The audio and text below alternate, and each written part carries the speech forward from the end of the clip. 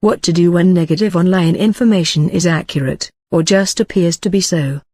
The first impulse of anyone who is the subject of negative online commentary is to get rid of it, especially if it is true. But even after multiple attempts to resolve the situation, you may see it persist for months or years. We find a content strategy is the best solution to counter significant negative information online about you or your company. Together with the right technology, SEO strategies and social media platforms, new content is the most effective tool in substantially diminishing the placement of negative online content.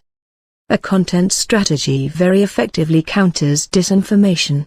But it does not alter the facts.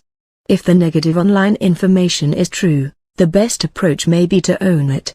To own a fact is to acknowledge it. Doing so makes clear that you accept responsibility and are not trying to hide the truth.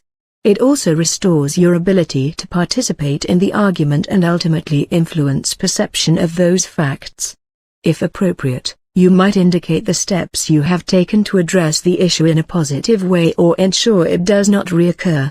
How this will be done depends on the strength and character of the online presence you have built. There are a variety of options for turning what was negative into something positive.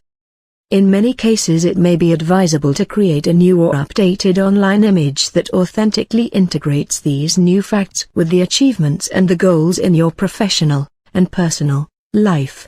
This can be expressed in many ways, on multiple platforms, to provide a balanced view. Even if you don't reference the negative issue in your new content.